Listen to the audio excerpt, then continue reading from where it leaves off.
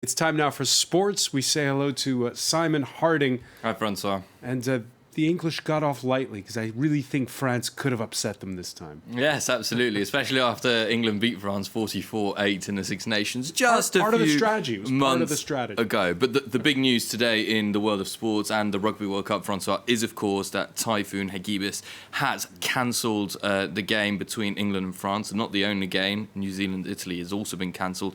We'll get to that in just a little bit. The match between the two rivals was scheduled to take place at the Yokohama Stadium at 10:15 a.m. Paris time, and it has been delayed or cancelled because it was right in the path of the typhoon. Earlier this year, Typhoon Faxai caused over 400 million euros in damage and killed 3 people. Well, Hagibis is 2.5 times the size of Faxai. World Rugby, along with organisers, have said that the match has been cancelled in order to protect fans and teams. In this case, sportingly speaking, both teams are awarded 2 points for a draw. The game is marked as a 0-0.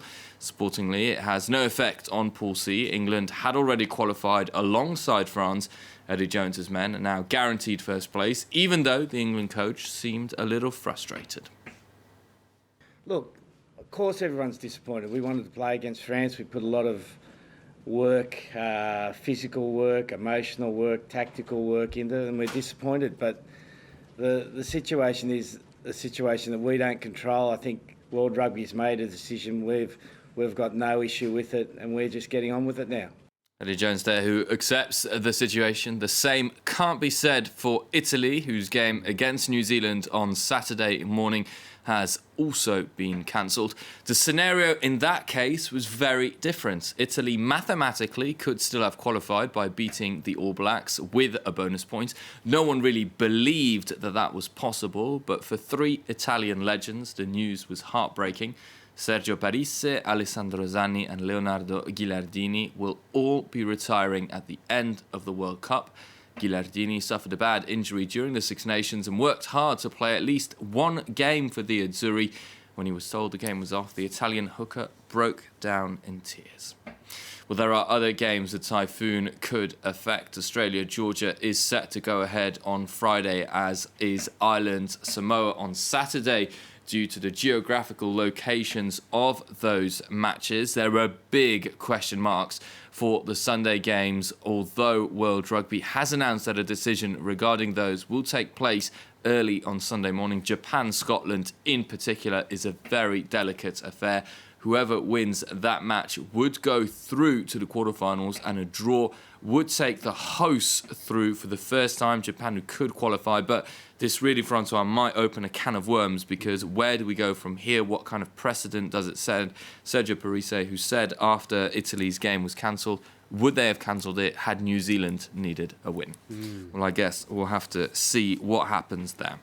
We move on to tennis and the Shanghai Masters, another action-packed day without its controversies, which seem to lurk near Fabio Fognini. Roger Federer is through to the quarterfinals after battling past David Goffin. The former world number 1 needed just 2 hours, or just under 2 hours, to win the match. Both players traded blows in the first set with late breaks. Federer taking Goffin's serve to force a tie-break, which he won 9-7. Goffin, who failed to convert 5 set points. In the second, the Swiss got the all-important break at 3-all and then converted his first match point to beat the Belgian number 1. While world number 1 Novak Djokovic is also through to the quarterfinals after brushing aside John Isner. The American held on for much of the first set, but was broken at 6-5 down to hand Djokovic the lead. The Serb then upped his game in the second, Isner battling hard to try and level the match, but Djokovic oozing class when it really mattered. The Serb wrapping it up 7-5, 6-3 without facing a break point. Djokovic next faces Greek sensation Stefanos Tsitsipas, the Serb who finished the match with an ace. We move from China to Reykjavik, where France will take on Iceland on Friday in the Euro 2020 qualifiers.